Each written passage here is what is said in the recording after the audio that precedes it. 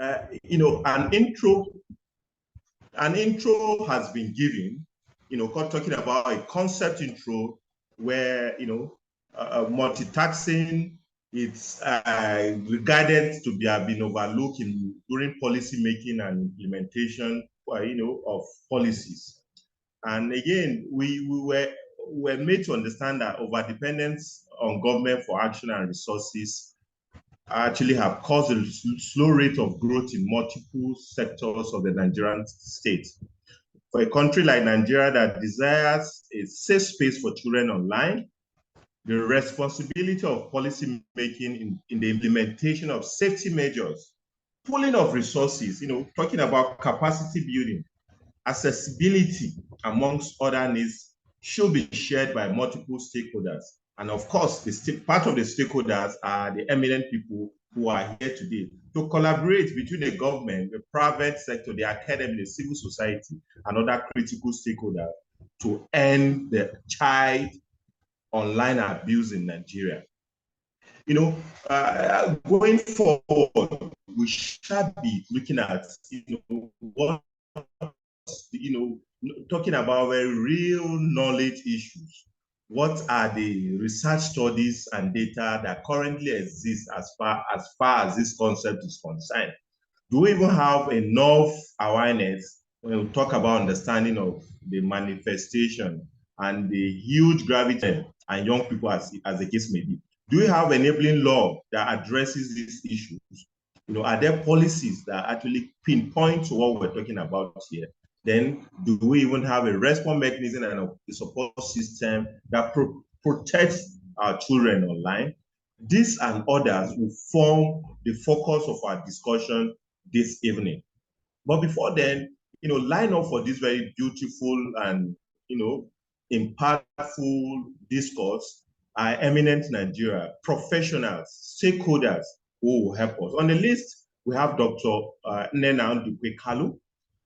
She's the head Department of Pediatrics, Federal Medical Center in Temeta, that is in Lagos, obviously. Dr. Kalu is a consultant pediatrician and pediatric cardiologist with a passion for child health policy. She's a fellow of the National Postgraduate Medical College of Nigeria, a member of the West African College of Physicians, and has been in medical practice for over 20 years, I beg your pardon. She currently heads the Department of Pediatrics at the Federal Medical Center, Butemeta, Lagos. And of course, you know why she's eminently qualified for this. Then my friend, Adebumi Akimboye, is the CEO of DNS Africa, my very good friend. I've known him for over 10 years, even though we haven't met, but we relate greatly on social media. Adebumi Adeola Akimbo is the Vice President of the Chapter Advisory Council and a member of the Internet Society. He currently holds the Secretary General for the Internet Society, Nigerian chapter. Having served as a public relations officer, he's also the Secretary of the Association for Information Communication Technology Local Content. He is the CEO of DNS African Media Communication, founder, team lead for Community Net Hub Africa, Cultural Games Africa, and sits on the board of Trustees for Africa ICT Foundation. He is a disruptive communication technologist, poet, management consultant, dancer, and martial art practitioner. His online signature is Akimbo AA Cornerstone. Mr. Akimbo, you are welcome, and Doctor, you're all welcome, to this very robust discussion. So each of the speakers, interestingly, we have just 2 speakers on this section, who have the opportunity to speak for 10-15 minutes maximum on this issue that we're talking about. So at this point, ladies and gentlemen, permit me to respectfully invite Dr. Nena Ndukwe Kalu to set the ball rolling with her own concepts, what it portends about child online abuse. Let's hear from Dr. Nena Ndukwe Kalu. Thank you very much. Good afternoon, everyone. Thank you very much, Mr. Haruna, for the introduction. Like he mentioned, I'm a medical doctor, and so most likely I'll be bringing my view from that. I mean, speaking based on my position as a medical doctor. So, child online safety is something that is, very important and should be something that we should be worried about as stakeholders. As a medical doctor, I've seen patients, I've seen children who, even though they didn't come with the complaints of child online abuse, they came with other forms of abuse like bullying. And I've seen what the effect is had on them physically, mentally, and socially. In fact, I would like to give an illustration with a child, a teenage girl I saw a few months ago. She had been bullied in school. And that wasn't why she was sent to me. She was sent to me because she was now manifesting cardiac symptoms. She was having fast breathing, she was having fainting spells and all that. And so she had an episode in school, and the school sent her home and said she can't come back until she's been sorted out. So I evaluated her and found nothing. I mean, I didn't find any problems physically. And so when I began to probe further, I found out that she had just changed schools. She had lost all her friends. And then the people she was now meeting, she was facing online, and she was facing bullying and all that. And so she began to have all these issues. And these symptoms, they're not different from what happens when children face online abuse. They're the exact same symptoms that they would manifest with online abuse. Symptoms like withdrawing from friends and family, things like the academic begin to record maybe academic failures or things like that. And other things, including excessive time being spent on the internet, parents noticing that they're getting gifts, children are getting gifts from where they don't know and all that. So it's indeed a problem. And like this webinar tries to address, it needs all the stakeholders to get involved. Also, we've mentioned earlier, Mr. Haruna, who introduced, has mentioned that we can't continue to wait on government to do these things, and I think that this is something that all the stakeholders, including the victims themselves, the potential victims, the children, their parents, the teachers and all that. For me, I think that someone has to lead this. And I think that the leadership, I think it's my opinion, I don't know, that the leadership should come from the industry, because they would have the resources, they would have the funding and all that to be able to bring these multiple stakeholders together to ensure that we maybe get the government now to push out legal frameworks, to implement policies that will help to prevent and combat child online abuse and all that. Something that is very important is the fact that we even need to do research. We need to do research. The academia needs to do research to be able to determine what is, to know the impact of child online abuse in our society.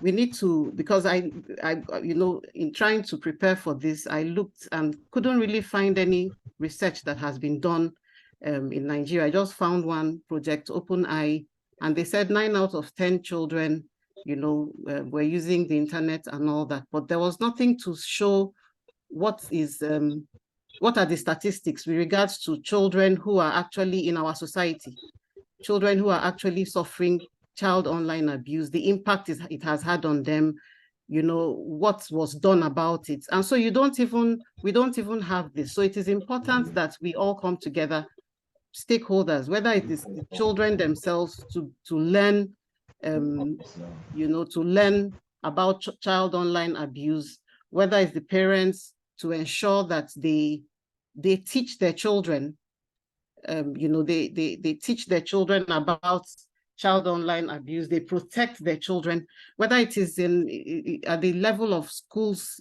with teachers and all the educators, to ensure that they have curriculum where they engage these children to ensure that they learn about child online abuse and they are able to, prevent it, and also report incidents that happen, and I've mentioned the academia as well as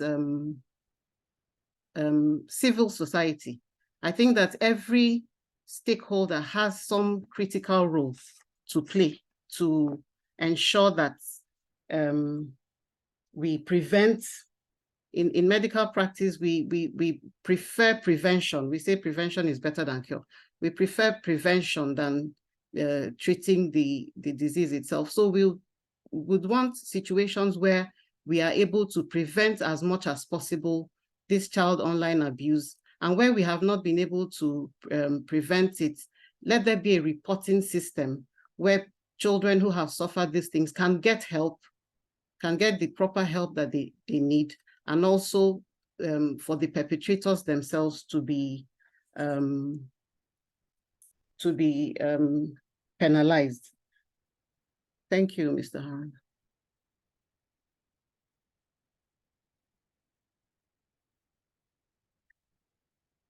We can't hear you, Mr. Haruna. I think you're muted. Can you hear me now? Yes. Yes. Okay, beautiful. That was actually, a professional breakdown of the concepts in reference. Dr. Nena has actually, she has broken down what online child exploitation entails. Telling us that it involves, the use of minors on the net, where issues of grooming, sex testing, cyberbullying, and distribution of explicit content takes center stage in the life of our children online. She took us on the effects of what this online child abuse can actually cause. She said it can be severe and lasting. She talked about emotional trauma, psychological distress, low self-esteem, and even physical harm. The summation of this is that it has a negative impact on the child's mental health. Telling us that there's already no, definite statistics or material or literature that addresses this concern. So it tells us that this is a problem that it's not been addressed by the critical stakeholders, whether government, parents, or even the internet users or regulators, as the case may be. So, Dr. Nena, thank you very much for that introductory discourse. I'm sure there will be more from you as we dive on. So, Mr. Adebumi Akimbo, yes. At this point, we would like to hear from you. What do you think can be done to curtail this online child abuse as a critical stakeholder as far as internet, operation is concerned? Because you are actually in this, you are in the nitty-gritty of the use of internet in Nigeria. So share your experience. What do you think can be done to curtail this online child abuse? Thank you, Mr. Adebumi Akimbo. Thank you, Mr. Haruna Abdullahi, and I really appreciate your recommendations previously on, having met and having been able to do business together. I hope everyone can hear me. Yeah, we can hear you. Okay, so I wanted to be sure about that. So DNS Africa, first of all, I need to introduce that to you. DNS Africa is a non-governmental media-led organization. And we say when bad things don't happen, there is no news. When you understand the fact that we value news and we value information, then you would understand when the last speaker said there are no research documents enough in Nigeria to be able to ensure what we are doing, either in government, public, or in the private sector. And these are very key, important things that DNS Africa look out for. As for DNS Africa and the fact that we are also members and supporters of what the Internet Society is doing, especially in Nigeria, to be precise. They are the values that we must begin to promote and protect, which is we must not just say or speak or create platform that is laudable enough to stand the test of time, but we must begin to act. And that's what we do at DNS Africa. We have other organizations too, who may not be on this platform, but who are very much outgoing. And one of such platforms can be categorized as community networks. Community networks are, at the end of the average person. They are the ones that actually get involved with younger people in the community, will get involved with people beyond the community, either based on relation, exchange of information, and the like. And I must commend the fact that community network is growing in Nigeria. Now, what are the things that we need to do? We all understand the fact of grooming.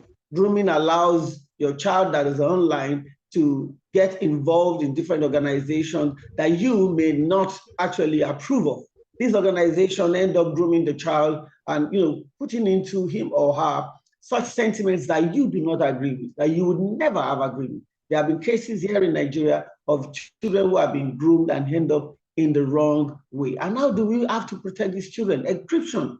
Encryption is the key. We must begin to invest our time as a critical society, as a critical ecosystem that is involved in the internet on encryption.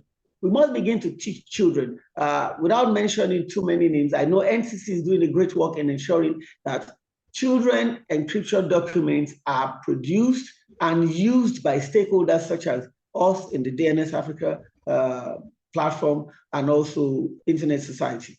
These critical documents allow us to understand better what it is that we need to understand about encryption and how to ensure that we groom our young ones or our children who are online to be able to be online safely.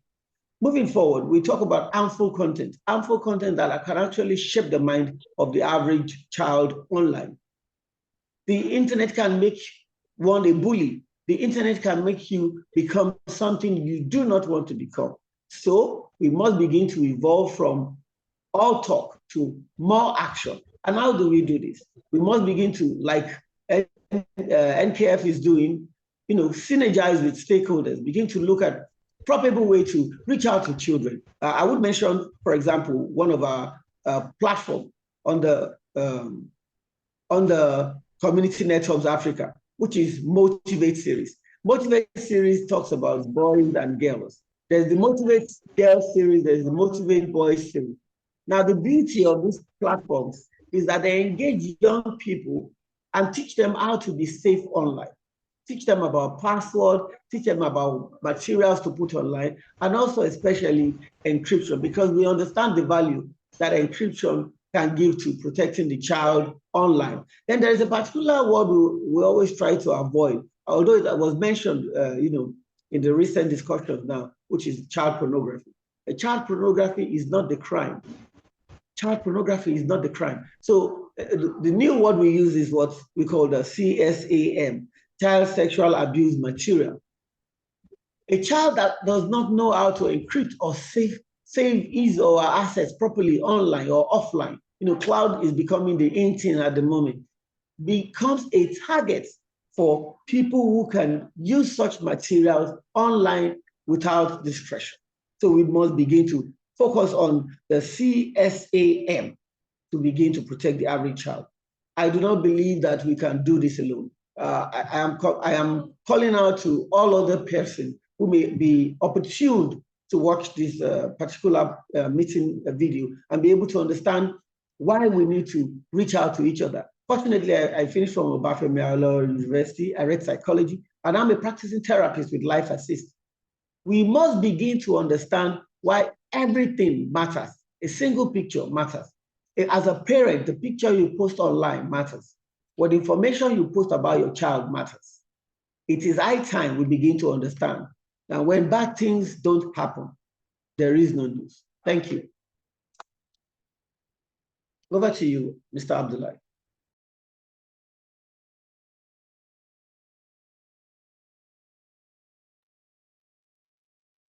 Okay, I think he just went off.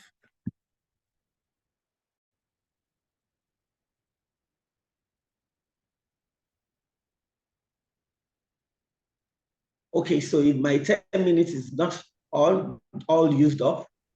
And while waiting for Mr. Abdullahi, probably I could run through one other point I was hoping to put in later on. May I, sir? Yes, sir. Please go on, sir. Okay, so thank you so much. Again, I believe that while we're trying to celebrate our children, we sometimes overdo it, and while our children try to respond to other people out there online, they respond too much. So we must take a deliberate action, a deliberate and sincere action in ensuring that our children, learn how to respond online. Learn how to respond online.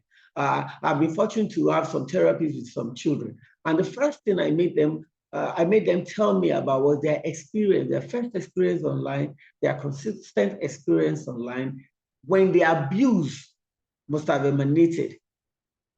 They would never have been able to decipher it. They would never be saying, oh, this is when I felt my child was being abused. Because the child assumes that responding to an adult is something that is a good norm. So they respond basically on, oh, I must respond to this person. He's an adult. He has asked my name. He's asked my father's name. He's asked my father's birthday. Probably he wants to buy a gift for my father. We must have a deliberate attempt to ensure that we teach our children how to respond. Mr. Harun Abdullah is online, and I leave the floor to him. Thank you. Thank you very much, my cerebral, highly experienced man on the internet, as far as this discourse is concerned. At the point I lost you, but from what I've been able to gather, you started by talking about, how encryption and other internet measures can play a significant role in protecting child safety on the internet, while also respecting users' privacy. You started by saying that end-to-end encryption will ensure that only senders and intended recipient of a message can read content. The messaging platform that use end-to-end encryption can prevent unauthorized access to private communication. We talked about secure browsing, data minimization, age verification, where an instrument that can implement age verification mechanism to restrict children access to age inappropriate content and services. You also talked about parental control, why there should be a robust parental tools that allow parents and guidance to monitor and control their child's online activities, and so on and so forth. I was able to gather. So now coming back to Dr. Nena, should we begin a study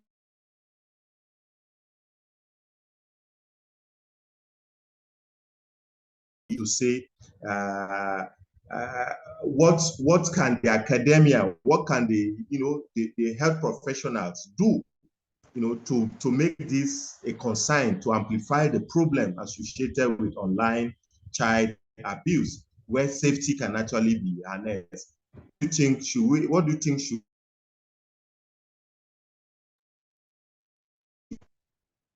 Sorry, you kept breaking, but if I understand the question, you're saying what can academia, health professionals do to create awareness?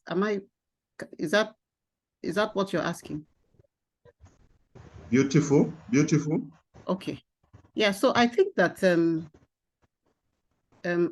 apart from research, because what research will do will be to identify the problem and also tell us the degree to which the problem is in the society. Aside, and that will stir up action from different stakeholders. I'd like to still use an example to illustrate. There was a time HIV/AIDS was all over the place. And what happened at that time, healthcare professionals in conjunction with government, media, NGOs and all that, put out information about, HIV, and it was all over the place. Market people could get it in the language that they could understand. Rural communities could get it in the language they could understand and all that. And it created so much awareness. And so people were able to know, oh, this is a problem, this is how to avoid it, and all that. I think that in addition to research, what we can do on our own side is to create that awareness, in conjunction with the media. It's to, based on data that we get from research, to say, okay, really, this is a huge problem in our society. And whether, whether it's 1% of the children or 20%, even if one person is affected, it's a huge problem, because that can cause, a rebound problem in the family and in the society. So that awareness needs to be created in conjunction with the media. In addition to that, we also can play the role of advocates for child online safety, because we have an association, Pediatric Association of Nigeria. When I'll just give some example of the advocacy that we played in ensuring that immunizations were more effective. We added on some other immunizations. What we did was to play the role of the advocate for the child. Got the legislature and everybody involved to, look into the fact that we need to provide more vaccines for children and all that. And I think that is something that we can still do with regards to this. So the thing is to, first of all, we need to even realize that this is a problem. This is something that is huge. And then we play that role, advocate for these children. Let the government come up with policies and implement them, come up with legal frameworks and implement them, so that children, there are policies that guide this thing so that children can be safe online. Thank you. Dr. Nena, in providing panacea to how online child abuse can be curtailed, took us actually to a multifaceted approach that definitely should involve individuals, the families, communities, and even the tech companies, as well as the government, talking about law enforcement agencies. Specifically, she talked about the need to raise awareness about the risks of online child abuse among children. She talks about safe online behavior, privacy setting, and the likes of it. Then she didn't mind her word when she talked about strong parental involvement. Our parents should actually be involved in what their children engage on the internet. She didn't also leave the issue of the strong legal framework, how government should enact and enforce strong law that address online child abuse. Mr. Akimbo, how should online abuse be reported? Who do you report to? Do you report to the police that has no idea of what a child is passing through? Do you tell a parent that has no time? What do you tell a parent that has no time to monitor what the child watches on, or it's exposed to on the internet? There are no regulatory framework. How do you report on online child abuse? Akimbo. Thank you, Mr. Aruna Abdullahi. I appreciate the opportunity to talk on reportage. The unfortunate truth is that January 25, 2003, Nigeria, the Federal Executive Council approved the Nigerian Child Online Policy document. What it now takes is execution. Now, there are some key elements in that policy that we need to focus on. And those key elements will involve, one, the parents, two, the authorities. And when I mention the authorities, these are stakeholders who are supposed to be therapists or counseling officers who are well-trained in the academics to actually handle this. Take, for example, a primary school, either public or private, that does not have a counseling department or unit. What they actually have is that the mathematics teacher or the English teacher acts as like a counseling officer when there is an issue that requires counseling. This will not help. Now, if the teacher is not trained or equipped to respond to such online abuse reported by the children, once it is visible or recognized, then there is a big problem. If the parent does not understand what online abuse is all about and the child is suffering from it, like fortunately the other student that started exhibiting and was given to my first speaker, then there is going to be a problem. So the best way to start reportage for this kind of a thing, when it comes to the individual involved, first, all our children, especially all over Nigeria, must understand online abuse. Once they understand that, we begin to hold the parent responsible. A busy parent will never understand that the child was online and was abused. That is something we cannot erase. If the government begins to look at incentives, and this is a far cry, but incentives that mandates that as a parent, whether educated or not, you reach out to the Nigerian Orientation Agency, which is another arm in the agency of government, to say, get a certificate for child online safety, whether you are educated or not. And they begin to do that and use it as a tax waiver incentive, Begin to do the same thing for schools, the academics, that you must attend, you must have a counseling unit in your school, handling them when it comes to online development. We must bring our children online, we must bring them. But as we bring them online, we must also protect them. That if your school has a counseling unit, they pass through this particular training, which must be organized in conjunction with the National Orientation Agency. The Sustainable Development Goals talks about partnership and collaboration. This is where that is needed. On the other hand, the first speaker mentioned that there is nothing we can do without the media. True, very, very true, especially with media that are research-bent and create initiative. Like I mentioned, the Motivate series. We have the Motivate Boys series, Motivate Girls series, because these two individuals have different factors that we need to protect them from. And without taking too much of our time, it would go a long way if NKF decides today and says we are going to enact a project to ensure that the policy becomes executable and our Nigerian children are safe online. Thank you.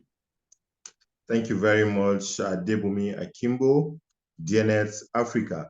Dr. Nena, back to you again. You know, Mr. Akimbo talks about, counseling services. We're not talking of support services now. What can the doctors, you are the experts now as far as mental health is concerned. What are the measures that can actually put in place, to ensure counseling, therapy, and even extended to legal assistance, because it is your recommendation that will become a legal instrument eventually. And abuse cannot happen if it's not reported, to involve mental torture, and the likes of it. Whether we like it or not, it revolves around the mental attitude. So as a medical doctor, what do you think there should be a counseling unit or a department or an advocacy hub where issue of online abuse is strictly treated, like you have the issue of the heart-to-heart, when it talks about HIV, AIDS, and co, because this is actually a major concern. We're talking about the health of our children exposed to the very obnoxious life of internet. It's an abuse. So what can the hospital, what can the medical professionals do? Should we begin to have a counseling hub that addresses this issue? Thank you, Mr. Haruna. Yes, I think that there should be a specific platform where cases of child online abuse should be reported. The reason I'm saying this is because not every health professional is trained for counseling. Not every health professional knows even how to identify that a child is suffering from abuse, because when they present to the hospital, apart from, when someone else, maybe perhaps a teacher or a parent, has identified that this is as a result of child online abuse. They don't come with any specific symptoms or anything, and they require specific counseling. So I think that platforms, that there should be platforms that will be created that will deal with this type of issue. I'll give examples again. In Lagos State, there are specific platforms that handle domestic and sexual abuse, violence, and all those things. And these units have been created, and that is all they deal with. And this has made it easy for people to know where to go to get help. So it's important that we have such platforms where the people who are manning those places are well trained. They know how to identify it. They know how to, counsel those children. They know how to report it, because some of these things need to be actually, taking a step further, not just managing the children, but also ensuring that the perpetrator is caught and is dealt with, and also to provide support for the children, protection and support for the children who have suffered this abuse. So definitely, I think that special units, special platforms need to be created that will handle issues like this. Thank you very much, veritable Dr. Nena. Mr. Kimbo, once again, I'm back to you. We're talking about collaboration with the law enforcement agency. So, you did advocate that the internet companies can collaborate with the law enforcement agencies to share information about online threats and illegal activities involving children. So, which of these agencies of this security agency should actually handle this issue of online child abuse? Should we refer to NAPTIM? Should we refer to the Nigerian police? Please, I think there should be a specific intervening agency, so that we can begin to amplify, use the media to amplify that, okay, the Nigerian the Nigerian police force ought to be up in their game as far as online child safety is concerned. Is it the NAPTIM? So which of the agencies do you think should come handy here? Thank you, Mr. Abdullahi, for that question. And I think the fortunate thing about asking me in particular that question is because of my exposure. I'm fortunate for that exposure. And why am I saying that exposure? An engagement platform.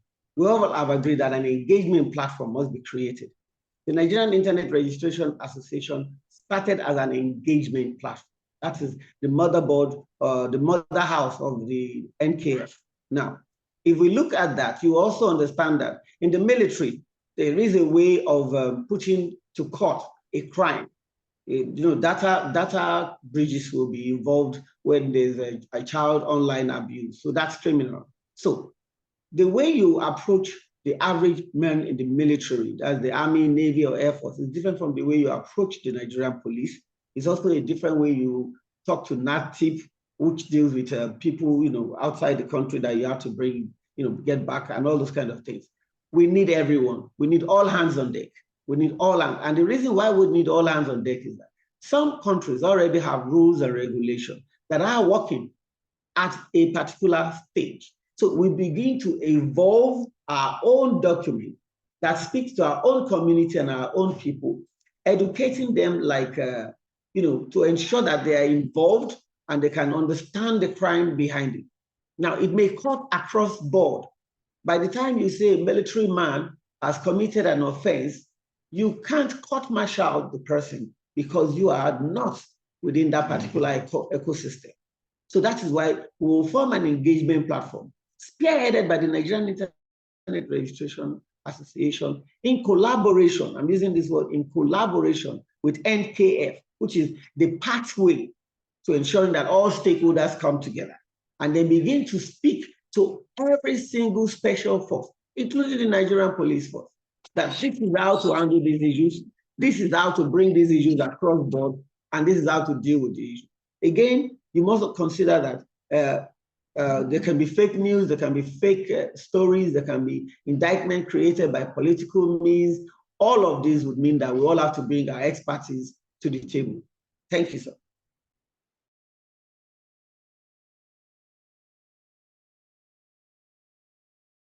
You're muted, sir. You're muted, sir. You're mute. Okay. Thank you. Sorry about that. Okay, it's interesting to know that it's not just a dialogue, a trinity of dialogue involving Dr. Ndukwe, Dr. Nena and Mr. Akimbo. Of course, there are other, stakeholders who are also joining this interaction. So at this point, ladies and gentlemen, we should also be going to the other participants to also hear their opinion. Okay, there's a hand raised here, so we really know who is that person, so that we can actually give that chance to other people to also speak. So please, if you want to talk, please, you can actually begin to ask questions or make your contribution. I'm talking about the other people who are also here with us. The floor is open, please. Are we there? Hello? Yes, we're here. We have we have Anthony Ibe, we have Joy Lawal, Kalu Uchechi, Mary Uduma, Olimide Koka, all wonderful people are here. So can we hear you? Let's join in this conversation, please. Your insights are also very robust. So do we have anyone? I raised my hand. Okay, please go ahead, Mary Uduma. All right. Thank you so much. Thank you. It's been a good conversation from you, and from the speakers as well. They raise critical points. The truth is that we are all concerned. If you don't have a child now, you have a child later. You have a brother or a sister, or you have siblings or nephews and nieces, and you have school, children go to. The truth is that the responsibilities will be from the law enforcement agents, yes, because you have asked about law enforcement agents. There's responsibility for them. They also need to be trained. They also need to know how children can be safety online. They also have to be a buy-in from them. The legislators, they need awareness, they need training, they need buy-in. So which committee at the National Assembly should we work with? Who are those people to pass legislation? Nena talked about legislation or regulation. Who will do that? So those people need to be informed. They need to be in the position to be able to pass the right laws and regulation concerning child online or child safety online, and also giving us the platform or the authority or the legitimacy to create the reporting portal, reporting platform. Because of the commission we have now, what is it called? The Data Protection Commission that is on now. So we need to get the legal framework to be able to work with. The operators themselves, they have a lot to do for us. They have great responsibility to be able to take into consideration. Yeah, they are commercial, they want to make money, and some of those wrong content online, they are just to make money. So we need their buy-in also. We need collaboration from them. We need collaboration from the teachers, guardian, parents. They've all mentioned it. But where is the starting point? Our focus is the child. So how do we catch them young, to tell them, to educate them, to bring them in to know about if you are bullied online, there's something you can do. If there's this content is not good, can it be a school curriculum? Can we establish it in the school that it will be a curriculum? Because we're not going back. Oh, the digital world is here. The AIs are here. There's no way we can go back. We just have to move forward. So we need to catch them young. So the children themselves, they have responsibility to listen and be able to take, also to be accountable to what they do. We have a crisis in this country. We have a crisis. We have a mental health crisis in this country. Some of them are from the internet, the dark web, where they sell drugs. And our children are being caught young. So what do we do? How do we get them involved? How do we have their buy-in? How do we train them? So responsibilities are everywhere. So I like the point they've raised, and I hope that we would not only talk, we'll move it forward from here as we go to the summit, so that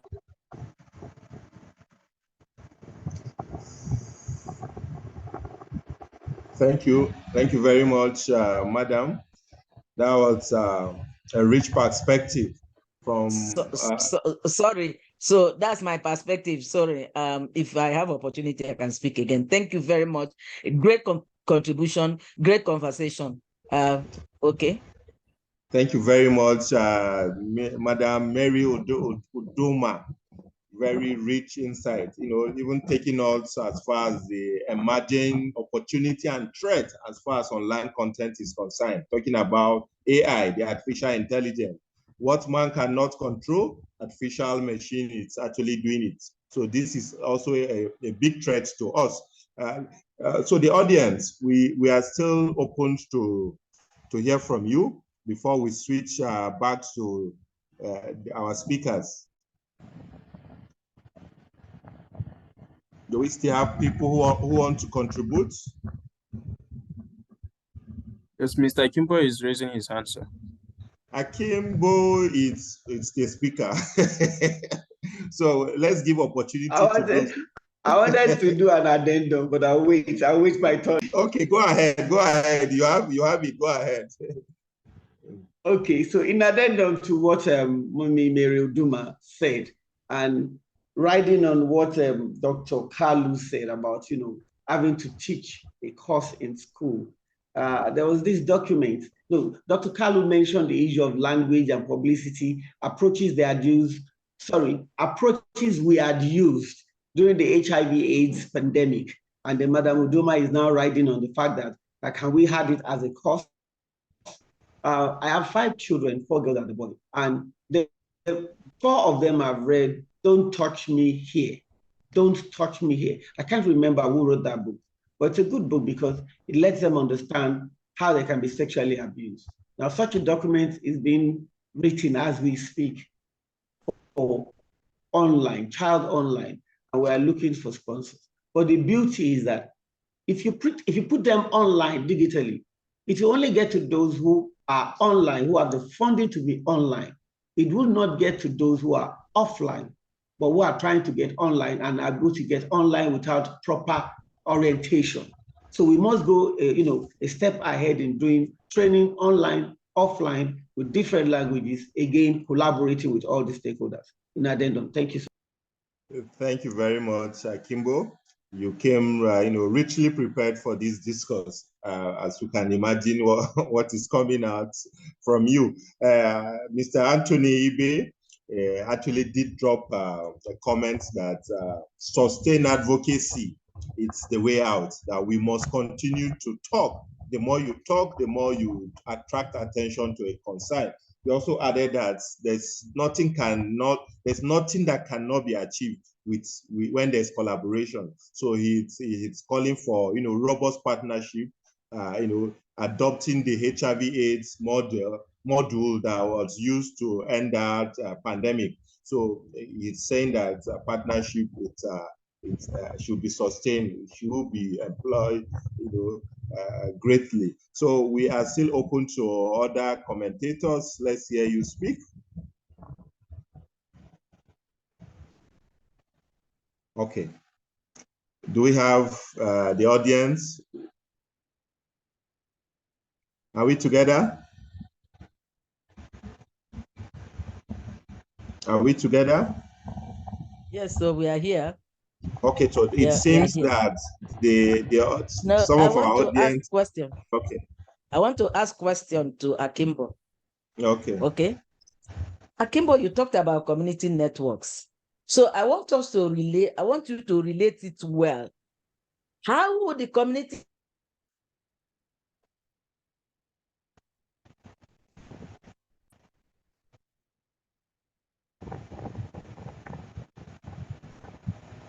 Hello?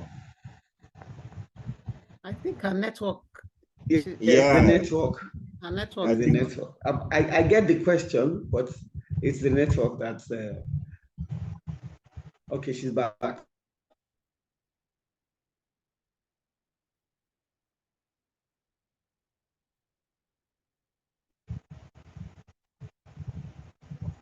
I'm sorry, my network keeps dropping. So Akimbo, I would ask you please to relate properly the perspective of community networks in terms of helping report abuse, what's it called, online abuse, and if the influencers, we also have the influencers, the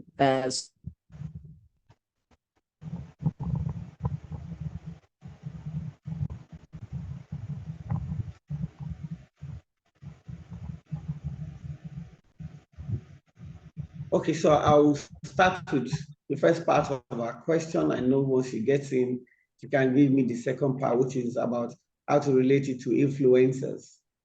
I know Madam Mary Oduma sits on the board of some very strong organizations, of which I know one of them to be community network. So I understand this area, and this is the beauty of collaboration and partnership. How do they relate? Community networks are places and platforms that act either like telecenters and hubs to ensure protection, sorry, not protection at first, to ensure promotion and education of the citizens within the community for a positive coexistence. Now, by the time you open up a platform or a room in your community network that allows children to be educated, informed, to be empowered to use the internet in the proper manner, to have the available resources to protect them, to have their parents also involved in understanding all they need to know about online abuse, online protection for their children.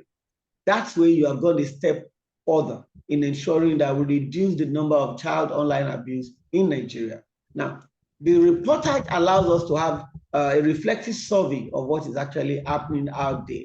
Influencers can always be used because they have the platform, they have the followership, they have the message, they can develop content that can allow other people to understand. In fact, if you want people to understand child online abuse quickly, get an online air personality or our influencers to do one or two projects of 30 seconds or 50 seconds.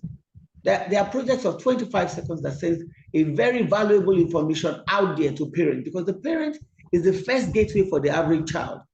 If you are looking for a school, the first school that actually trains, or the first class that a child must go through, is the parent. And these online personalities can reach that. Same thing with the community networks.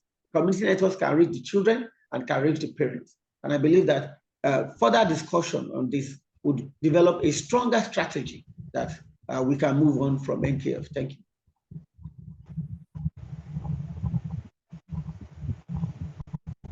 you. Thank you. Madam Uduma, I hope I answered your question.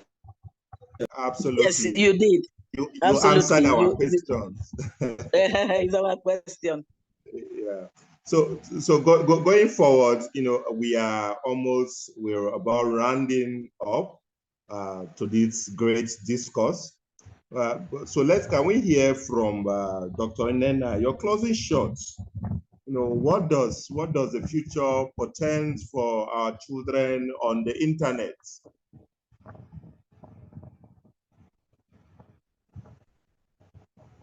Dr. Nena, are you there?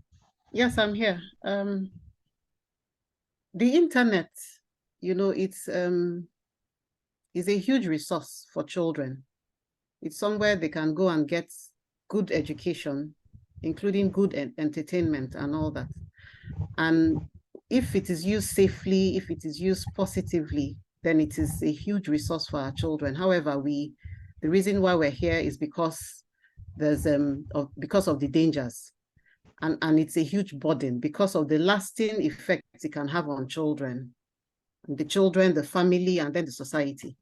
And so, you know, as a closing response, I would say that this multi-stakeholder collaboration is needed, and it is needed like now. It is something that should happen, you know, as swiftly as possible so that we can have measures in place in this country to prevent child online abuse. And then when we cannot prevent it, to combat it, you know, to ensure that the victims are safe, to ensure that they get the help that they need and all that. So I think that this is a very welcome, this is a welcome development. This is something that we should push as much as possible to ensure that we have the proper framework, the proper structures, so that we can effectively prevent child online abuse, so that our children can use the internet safely.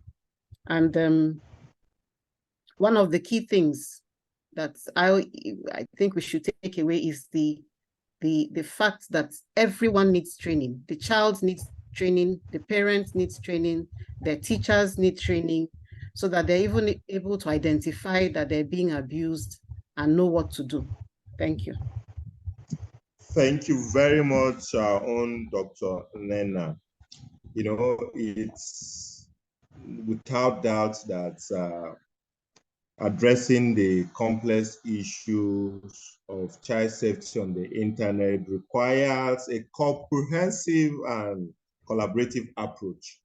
You know, from the discourse of this, my eminent discussants, I've been able to jot down their submission. So permit me, ladies and gentlemen, to quickly run through my own jotting based on the submissions, expert view of my professionals who have actually harped on the topic in discourse this afternoon. You know, the first collaborative agreement is that education and awareness must be prioritized. That's educating children, parents, caregivers, and educators about online safety. It's a necessary tool towards navigating the digital world responsibly. So education and awareness is number one. Followed strongly by policy and regulation. It's all agreed that strengthening and, you know, there's a need to strengthen and enforce laws that specifically address online child abuse, exploitation, and privacy violations. That was your submission, not my submission. So I'm amplifying them. You know, it was also agreed by my respected panelists that technology innovation, that we should continue developing and implementing advanced technological solutions, such as the artificial intelligence-driven content moderation and age verification mechanism to identify and prevent harmful online activities. There's also a general call that partnership, there's need to foster partnership between governments, you know, NGOs, tech companies, and educational institutions to share expertise, resources, and best practices in safeguarding our children online. You know, there was also an agreement that you know, there should be ethical design, talking about encouraging tech companies to prioritize the safety of young users through ethical platform design, incorporate age-appropriate features, privacy settings, and parental control. There was also the agreement that parental involvement in this fight, that there should be effort to promote active parental involvement in children's online activities. That resources and guidance must be provided to the parent first, so that they can in turn domesticate these you know, policies or resources to their children. Support services, that there must be an established, accessible, and effective support services for victims of online abuse and their families, including counseling, legal assistance, and reporting channels, research and data. There's a need that investment in research should be undertaken, that there should be an enabling evidence-based policy making and targeted interventions that will become an instrument for lawmaking. Because without research, you can't begin to say the National Assembly should literacy, that there's a need to integrate media literacy education into our school curriculum to empower children with critical thinking skills necessary to differentiate between safe and harmful online content. There was also this general agreement that children must be empowered to be responsible digital citizens. They should teach them about privacy, online behavior, and the importance of seeking help when in trouble. These are very wonderful approaches put together by you as a stakeholder for a safer online environment for our children. And for us to achieve this, it requires a sustained effort that takes into account the fast-paced nature of our technological advancements and the ever-changing landscape of online threats. Ultimately, ladies and gentlemen, the goal for this meeting is to strike a balance between providing children with the benefit of the digital world and ensuring their protection from potential risks. And that is why we are here as a multi-sector stakeholders to make this happen. The table is set, the ball has been killed, and there is an agenda. So it behooves on all of us now to go back and actually give life for all our postulation. Let the noise begin. It is when we make the noise that the media will hear us. At this point, ladies and gentlemen, I want to sincerely appreciate the NKF Foundation for the opportunity given to us to actually articulate on this pressing concern as far as online child safety is concerned, and to also wholeheartedly appreciate the panelists for a robust, wonderful contribution on this topic, and also to the audience for being attentive and diligent as this last time. Thank you again, once again, for the opportunity. My name is Abdullahi Haruna Harris Spice. I'm a journalist. Thank you so much. Thank you very much. Thank you. Thank you very much. Thank you. Thank you, Mr. Haruna. Thank you. Thank you so much. You've indeed made justice to this topic. Out of the last two topics that was discussed, I think this is a very important topic, and for Mr. Kimbo to be part of this, it really shows that he represents so many sectors, like you have highlighted, Mr. Haruna. And also Dr. Nana Kalu, the main purpose why she's here. If she wasn't in this webinar, we wouldn't have been able to hold this because we just have to postpone it. She's one important person that needed to speak with regards to the psychological impact of the children and what happens afterwards. Thank you so much for bringing this into light, and thank you, Mr. Kimbo. Going forward, we'll keep disturbing you with our emails, and just like we've been doing for Mr. Haruna, welcome. We'll so love to partner with you all with regards to both yourselves and the organization. We can't really do this alone. And this is the reason why we have to, we needed to kickstart these pre-speaking sessions before the main summit. Hoping that from the main summit, we will have the speakers physically on board to help clarify to most of these questions, where we will have several dignitaries, representatives, and also foundations that are working in line with us, also with saving the children, protecting and safeguarding the children online. Thank you so much. We would love to a comment here which says that from Anthony Ibe, I think this conversation is important, and the more we keep talking about it, the better for us. Collaboration and partnerships are key to ensuring this conversation goes mainstream. just like the HIV/AIDS example and every other one like that. And these have shown the reason why we kickstarted the webinar series, and we'll keep doing this. This is the first of its kind for NCAF, and the forthcoming summit, which we are expecting this November, will be the first of its kind, and subsequently we will want to keep talking about this. There are many initiatives that have been kickstarted by NCAF, and over time we would like to share with every of the stakeholders in this call. The good thing about this webinar is that we are creating a communique and also some of the resolution from speakers from the first, the second, and the third webinar to begin execution. And before that, we'll share that with you. We'd like to get your feedback and every other thing. So in the coming days, we'll communicate with you, and please don't get tired with us. Don't become tired with us. We'll keep doing that to get your feedback and to see how we can work closely in pushing some of these NCAF mandates forward. Thank you so much for joining this call. Thank you for your time. We really appreciate taking out your time to join this webinar. We really appreciate that from NCAF. Thank you so much. So we now come to the end of this. If Mrs. Mary Uduma wants to say something before we go, if not, we would like to end the session. Just to say thank you. Please respond to us when we call upon you again. Thank you. All right. Thank you. Bye-bye. Thank you. Bye-bye, everyone. Thank you for the